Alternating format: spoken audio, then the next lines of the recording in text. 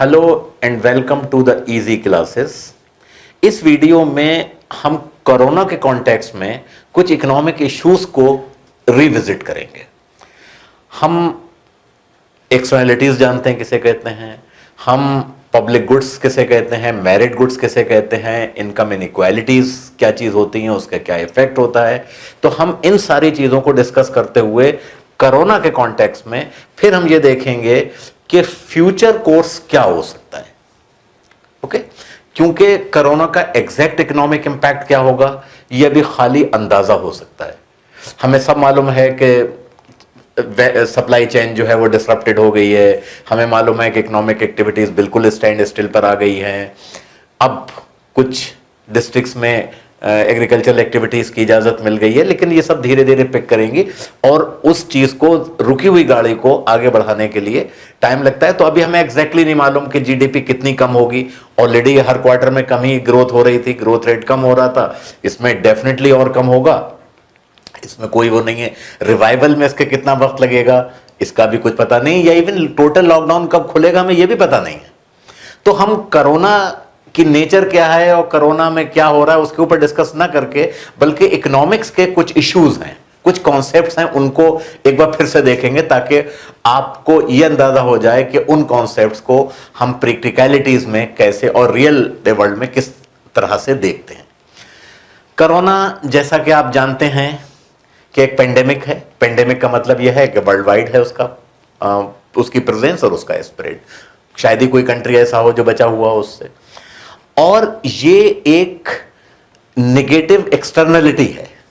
अच्छा, अब एक्सटर्नलिटी क्या होती है ये हम डिस्कस कर चुके हैं, लेकिन मैं बहुत ब्रीफ में ये बता दूं कि एक्सटर्नलिटी उसको कहते हैं कि जब कोई भी इकोनॉमिक एजेंट, वो कंज्यूमर हो सकता है, वो फर्म हो सकती है, वो नॉन इकोनॉमिक एजेंट भी हो सकता है, तो वो नॉन इकोनॉमिक सेंस में बात होगी, लेकिन एक्सटर्नलिटीज नेवरदलेस रहेगी।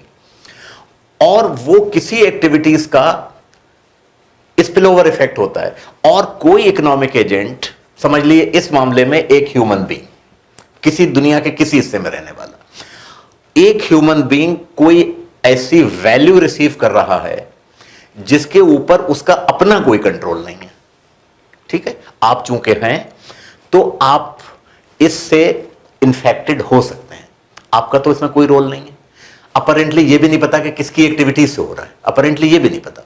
ठीक है, अच्छा, लेकिन इकोनॉमिक्स में हम, अच्छा, ये चूंकि नेगेटिव इफेक्ट है तो इसको हम नेगेटिव एक्सटर्नलिटीज कहेंगे। कोई ऐसी चीज का स्पिल ओवर इफेक्ट होता है जिसका पॉजिटिव इफेक्ट होता है तो पॉजिटिव एक्सटर्नलिटी होगी। फॉर एग्जांपल, अगर कोरोना का कल को वैक्सीन बन जाए और मेरा पड़ोसी जो है वो वैक्सीनेटेड हो गया, उसने वैक्सीन ले लिया, तो उसका इफेक्ट मुझे भी पहुंच रहा है कि मेरे इन्फेक्ट होने के चांसेस कम हो गए। ठीक है, लेकिन अभी कोई वैक्सीन है नहीं, कोई दवा है नहीं। इतना ही कह सकते हैं कि अगर वो क्वारंटीन कर ले, सोशल डिस्टेंसिंग कर ले, तो मैं थोड़ा सा सेफ हो जाऊंगा। तो एक्सटर्नलिटीज को हम इस कॉन्टेक्स्ट में कैसे देखेंगे? अच्छा, तो इस पे थोड़ी सी बात करेंगे पहले, एक्सटर्नलिटीज पे।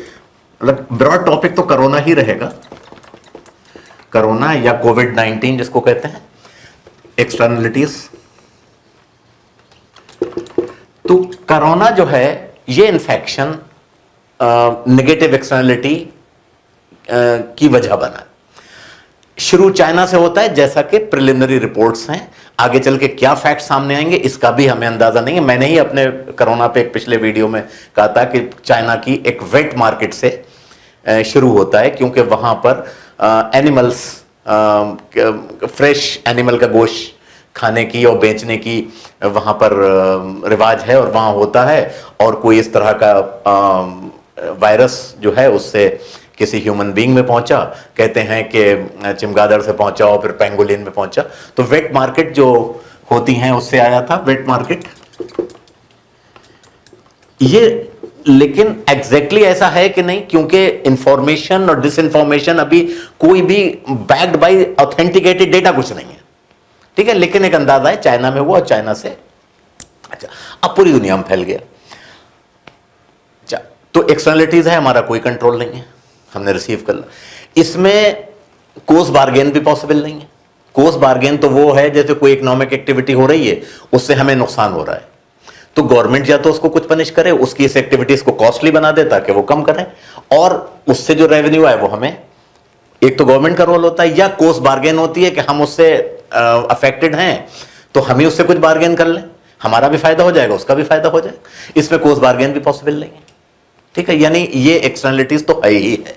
अच्छा, अब इससे निपटने के लिए जो एक्शंस हैं वो क्या होगा, वो गवर्नमेंट ही कर सकती है। अच्छा, ये हम सभी जानते हैं कि गवर्नमेंट जो है वो प्राइमरीली होती ही इसी काम के लिए है कि वो पब्लिक गुड प्रोवाइड करे हमें।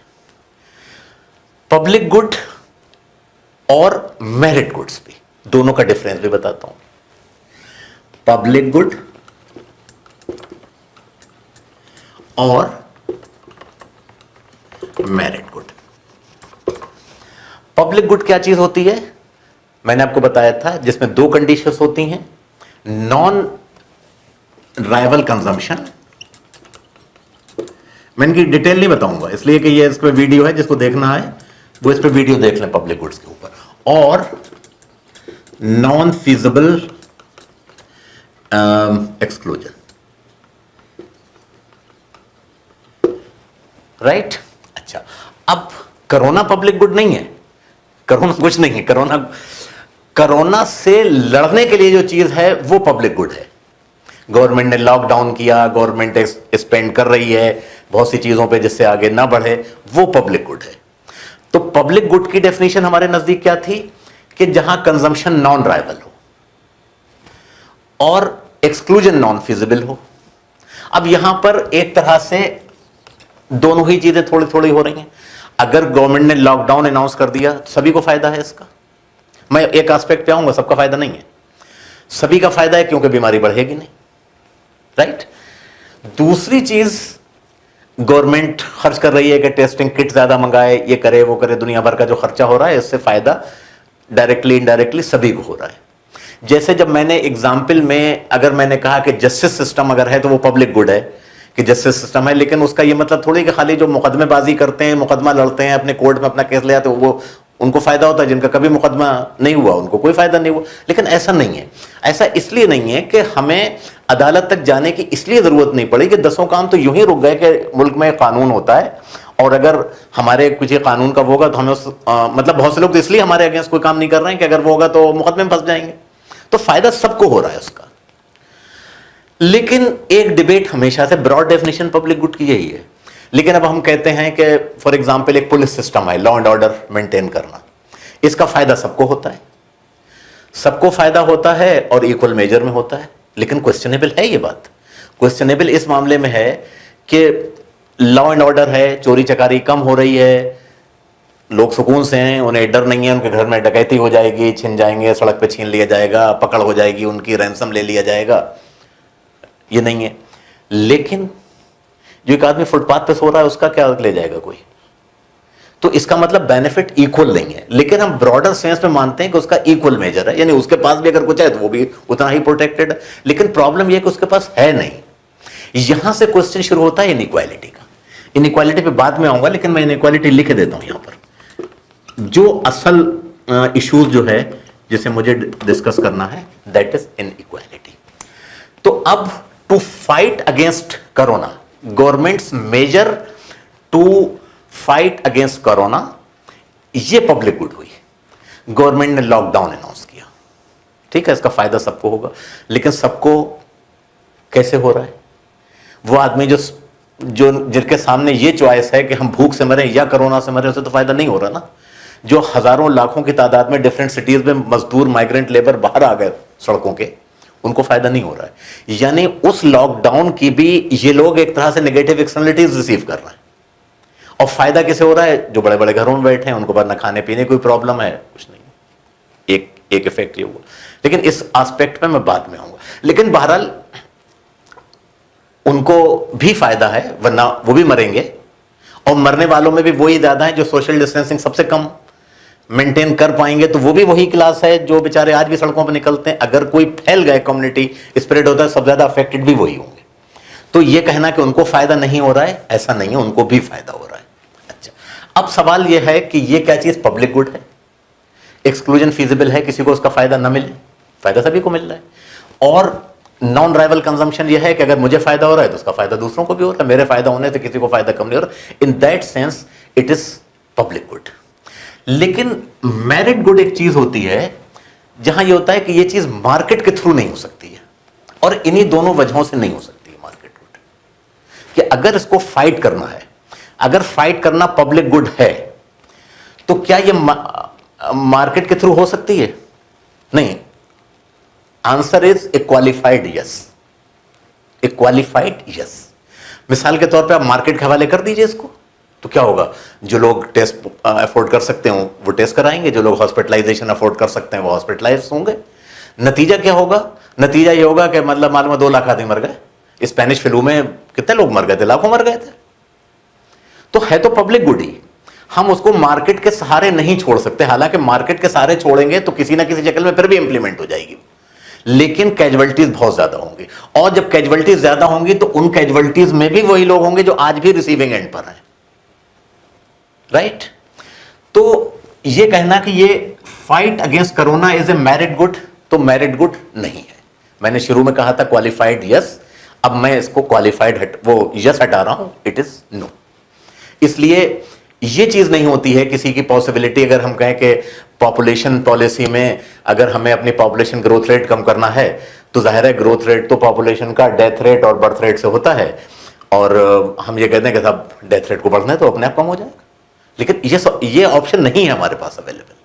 तो ये ऑप्शन हमारे पास अवेलेबल नहीं है, हमसे कोई मतलब नहीं है। भाई मेरिट गुड वही तो होती हैं कि जो अगर मार्केट पे छोड़ दिया जाए तो वो बहुत से लोग अफोर्ड नहीं कर पाएंगे उसको। उसके ऊपर भी वीडियो है, आप लोग देख लीजिएगा। तो यहां पर वो लोग नहीं अफोर्ड कर पाएंगे, और जो आज कैजुअलिटी आज हिंदुस्तान में अभी कुछ 100 हैं या हो सकता है 1000 से ऊपर हो गई हो, तो ये बहुत ज्यादा हो जाएंगी, they will go into lakhs. और जाते हुए मैंने बताया था आपको उस वीडियो में कि किस तरह से एक्सपोनेंशियली बढ़ता है, उसमें देर नहीं लगेगी बिल्कुल, क्योंकि ये हाईली कंटेजियस डिसीज है जो बहुत जल्दी लगती है, ठीक है। लेकिन इस सब ने एक इशू के थ्रू किया है, और that is inequality. Inequalities means inequality and wealth, inequalities of income and wealth. कुछ लोग हैं जिनके पास ढेर सारा पैसा है, कुछ लोग हैं जिन्हें उनसे कम पैसा है, कुछ लोग हैं जिनके पास कुछ नहीं है सिवाय 2 वक्त खाना खाने के। उतना भी गनीमत होता, लेकिन उसमें भी एक बहुत बड़ी संख्या इस चीज की है कि वो लोग हैं जिनके पास सेविंग जीरो है। ऐसे भी लोग हैं कि जो अगर रोजाना के रोजाना नहीं कमाएंगे तो खाने के ला लें, ज्यादा 1-2 दिन और चला लेंगे। ऐसा कोई अपरेंटली कोई सोशल सपोर्ट सिस्टम का ऑर्गेनाइज इंतजाम नहीं है, एक्सेप्ट कि कुछ गुरुद्वारों ने कर दिया या कुछ संस्थाएं सामने आ गई, लेकिन कोई बाकायदा इस बड़े लेवल पे करने के लिए नहीं था। गवर्नमेंट की तैयारी नहीं थी, क्योंकि इंडिया की बात नहीं है, कोई भी गवर्नमेंट इसको बहुत एफिशिएंटली नहीं लड़ पाई इस लड़ाई को, किस लड़ाई के लिए तैयार नहीं थे वो लोग। लेकिन लेसन्स हैं इसमें, उसके ऊपर मैं भी आऊंगा। अच्छा, अब ये स्टेप लिया गया कि साहब हम लॉकडाउन कर देंगे। लॉकडाउन करने का मतलब है जो जहां है वहीं रहे, कहीं ना निकले। अब मैं अपने घर में था, मैं अपने घर रह गया। अगर मैं दिल्ली में रहता हूं, अपने गांव गया हुआ था तो गांव रह गया, मैं कहीं घूमने गया हुआ था तो घूमने रह गया, बिजनेस टूर कर रहा था तो बिजनेस टूर पे रह गया, जहां था वहीं रह गया। अब जिनके पास रिसोर्सेज थे वो किसी न किसी तरकीब से कहीं ना कहीं पहुंच गए, वो अपने घरों को भी पहुंच ही गए किसी न किसी तरकीब से। अभी एक रिसेंटली कंट्रोवर्सी हुई है कि वहां से गुजरात गवर्नमेंट ने कोटा से अपने लोगों को बुला लिया, यूपी का, बसों से अरेंज किया। अपने गुजरात का था, यूपी का था, किसका था, और नीतीश कुमार ने परमिशन नहीं दी, फिर एक मिनिस्टर के बेटे को परमिशन दे दी गई। ये सब खबरें वो हैं जो सोशल मीडिया से हम तक आ रही हैं। इनकी ऑथेंटिसिटी को भी मैं ना डिनाई करता हूं ना कंफर्म करता हूं, क्योंकि मेरे पास कोई मीन्स नहीं है कि इनको मैं वेरीफाई करूं या इसको डिनाई करूं। लेकिन ये इशू तो है ना। अब कोई हॉस्टल में रह रहा है, फॉर एग्जांपल किसी का, मेरा ही बच्चा अगर हॉस्टल में रह रहा हो तो जाहिर है अब वो बंद हो गया, अब स्कूल वाले कैसे भेजेंगे? स्कूल ही में रह जाएंगे। मैं पर्सनली वो हूं, मेरी बेटी यूके में है, नहीं निकल सकती वहां पर, तो मैं भी परेशान हूं उसके लिए, लेकिन नहीं आ सकती। मैं कुछ भी कर लूं, आ नहीं पाएगी वहां पर, आएगी तो ज्यादा खतरे में है, ये भी मैं जानता हूं। बहरहाल वी हैव टू बी अरे। तो लेकिन लार्जली इसमें रिसीविंग एंड पर कौन था? लार्जली रिसीविंग एंड पर वो था जो माइग्रेंट लेबर थे, वो लोग जो दिहाड़ी मजदूर थे, रेड़ी पटरी लगाते थे, जिनकी इनकम बस इतनी होती है कि अपना काम चला ले, रेगुलर इनकम नहीं है, जितने दिन काम है उतने दिन पैसा आ रहा है, जितने दिन नहीं है उतने दिन नहीं आएगा। अब उनका तो काम बंद हो गया, उनको तो दो तरफ से मार पड़ी है। एक तो वो कहीं जा नहीं सकते, दूसरे पास उनके पास सेविंग नहीं है, और तीसरे ये कि अब उनको जल्दी इनकम होने की उम्मीद नहीं है। मिसाल के तौर पे अगर कल को कहें कि लॉकडाउन खुल गया तो सारी इकोनॉमिक एक्टिविटीज एकदम से तो रिवाइव हो नहीं जाएंगी कि उनका काम धंधा शुरू हो जाए, तो वो थे अपने रिसीविंग एंड पर। तो इनइक्वालिटी का बहुत बड़ा क्वेश्चन जो है इससे उठा। दूसरी चीज, वो लोग, एक कॉन्सेप्ट आया वर्क फ्रॉम होम, बहुत छोटे स्केल पे पहले से था, लेकिन इस लॉकडाउन ने, वर्ल्ड वाइड लॉकडाउन ने हमें इस चीज को बड़े स्केल पे एक्सपेरिमेंट करने का मौका दिया। ये पॉजिटिव इफेक्ट है, ठीक है। फॉर एग्जाम्पल, मैं यूनिवर्सिटी टीचर हूं, मैं पढ़ाता हूं, मैं इंडिया में नहीं हूं, बाहर हूं, और मेरी यूनिवर्सिटी में भी ऑनलाइन क्लासेस हो रही हैं, मैं घर से क्लास ले रहा हूं। लेकिन मैं प्रिविलेज था इस मामले में कि मुझे अपनी रोजी रोटी के लिए, अपनी कमाई के लिए वर्क प्लेस पे जाना नहीं था। मेरा घर रह के काम चल जाएगा, मेरी सैलरी मेरे बैंक में आ जाएगी। लेकिन दिहाड़ी मजदूर के पास ये ऑप्शन नहीं था। और दिहाड़ी मजदूर क्या, बहुत से वो लोग जो अदरवाइज खासा पैसा कमाते होंगे, लेकिन वो वर्क फ्रॉम होम नहीं कर सकते। अब इलेक्ट्रीशियन है, घर से काम थोड़ी कर लेगा, वो रेफ्रिजरेटर मैकेनिक है, वो घर से काम नहीं कर लेगा, कोई और दूसरा प्रोफेशनल है, उनको जाना ही जाना पड़ेगा। तो इसका मतलब इस बीमारी ने और इस लॉकडाउन ने इस इनइक्वालिटी को भी एक्सपोज किया कि अपॉर्चुनिटीज की इनइक्वालिटी तो थी, प्रोफेशनल इनइक्वालिटीज भी है। यानी वो लोग प्रिविलेज्ड हो गए जो जहां पर वर्क फ्रॉम होम हो सकता। अब इसी तरह से बहुत से आपने देखा होगा टीवी प्रोग्राम्स हैं, चाहे वो न्यूज चैनल्स हों या दूसरे एंटरटेनमेंट प्रोग्राम हो, तो स्टूडियो में ना जाके घर से कर रहे हैं, तो उनकी क्वालिटी का आपने फर्क देखा, लेकिन नेवरदलेस वो कुछ कर रहे हैं। ऐसे लोग भी हैं जो परफॉर्मिंग आर्टिस्ट हैं, कोई डांसर है, कोई स्टेज आर्टिस्ट है, कोई दास्तान सुनाता है, कोई पोइट है तो मुशायरे कर रहा है, तो उनकी तो आमदनी का सोर्स बंद हो गया ना एकदम से। तो ये इनइक्वालिटीज भी एक्सपोज हुई। लेकिन इन इनइक्वालिटीज में भी जो सबसे ज्यादा अफेक्टेड है वो कौन है? Again labour class. तो अब दो चीजों पे ध्यान देने की जरूरत है। यानी इसने इनइक्वालिटीज को एक्सपोज किया, यानी प्रोफेशनल्स भी दो कैटेगरीज में डिवाइडेड हैं, एक वो जो वर्क फ्रॉम होम कर सकते हैं और एक वो जो वर्क फ्रॉम होम नहीं कर सकते।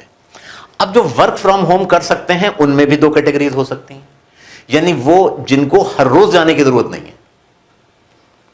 समझिए आप बात को, हर रोज जाने की जरूरत। मिसाल के तौर पर मैं टीचर हूं और मैं ये भी जानता हूं कि ऑनलाइन क्लासेस की क्या अहमियत है, कि मैं तो यूट्यूब वीडियोज ही बनाता हूं और मुझे आप लोगों के जो मेल्स मिलते हैं जिसमें आप एडमायर करते हैं और आप इसको एक्नॉलेज करते हैं कि आपको बहुत फायदा हुआ, और मुझे बहुत खुशी भी होती है। जाहिर है अगर मेरे काम से, मेरे एफर्ट से किसी को फायदा हो रहा है तो जाहिर है कि मैं क्यों खुश नहीं होऊंगा।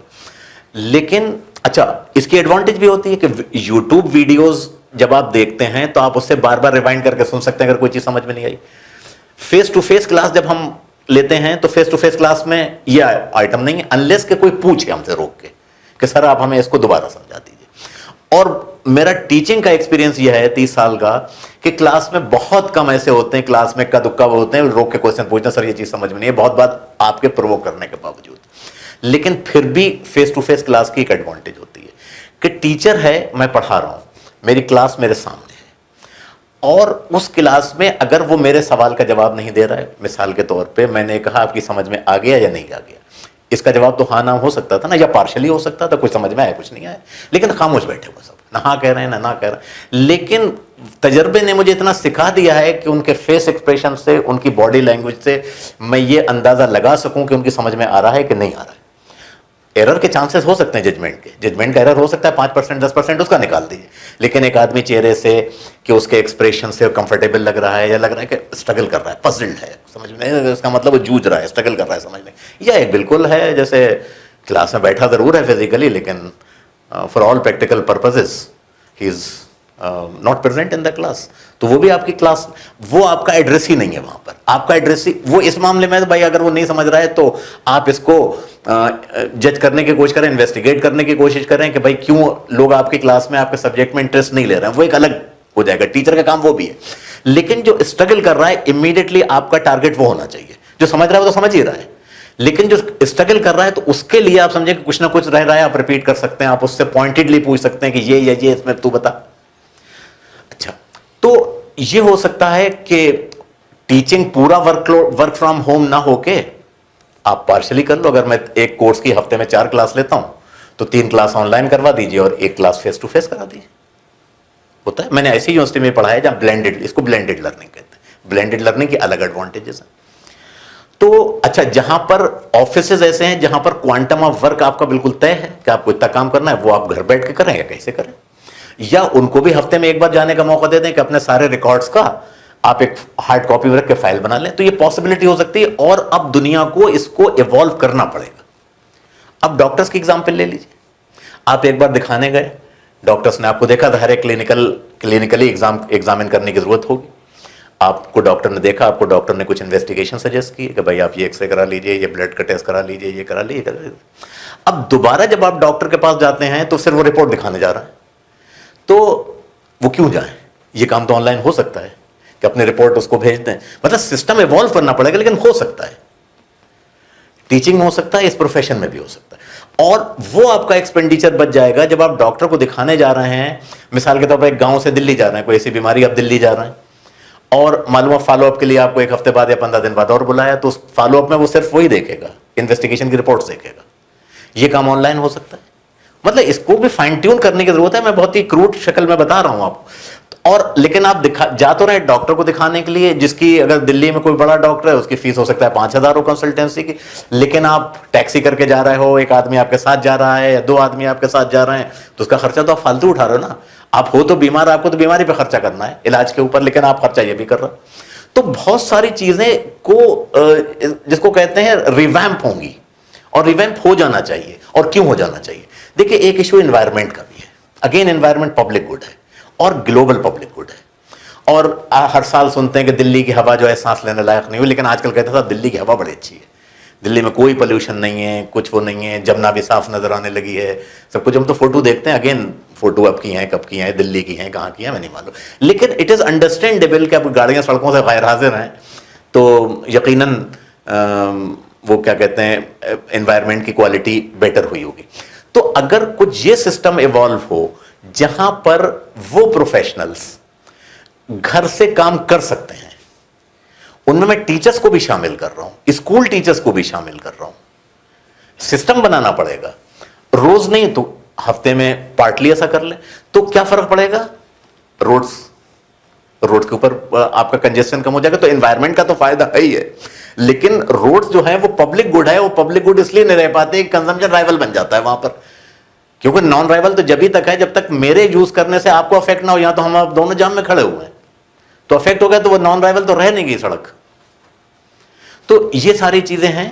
तो मुझे लगता है कि ये चीजें आने वाले वक्तों में कुछ ना कुछ पॉजिटिव फायदा लेके आएंगी और वर्क कल्चर में और वर्क एनवायरनमेंट में बहुत ही ड्रास्टिक चेंज आएगी।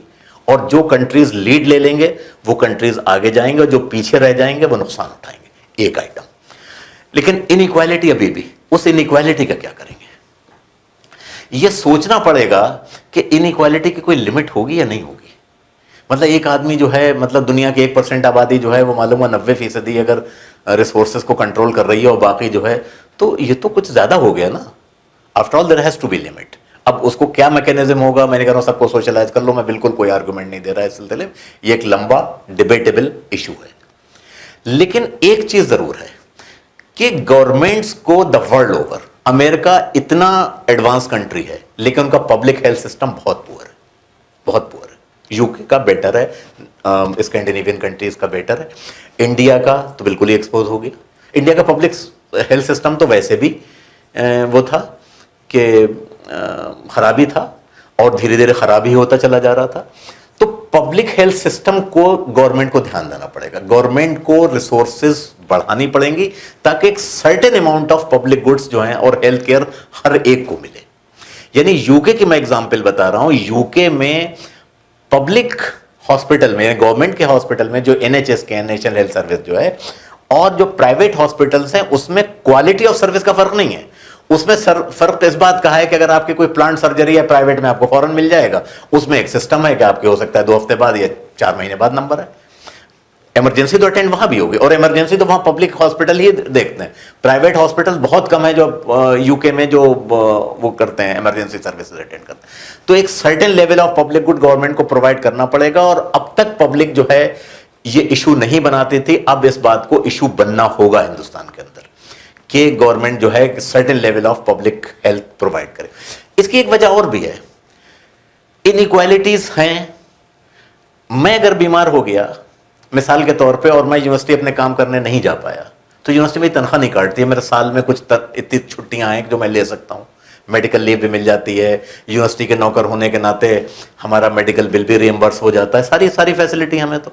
लेकिन अगर कोई रिक्शा चलाने वाला, कोई ऑटो चलाने वाला, कोई दिहाड़ी मजदूर, राज मिस्त्री, अगर ये काम पे नहीं गया तो उसकी रोटी मारी गई ना, रोजी रोटी एक दिन की मारी गई। तो इस इशू को तो आपको एड्रेस करना पड़ेगा ना, वो यहां भी डिसएडवांटेज है। अच्छा, अब सवाल यह है कि पब्लिक क्या करे। ऐसा तो है नहीं कि उनको घर बैठे कोई खिला सकता है नॉर्मल डेज में, लेकिन गवर्नमेंट ये बहरहाल कर सकती है कि पब्लिक हेल्थ को अपने को बहुत इंप्रूव करे, और इसके ऊपर कोई कंप्रोमाइज नहीं। बहुत सियासतें हो गई, मूर्तियां बनाने पे, स्टेचू बनाने पे,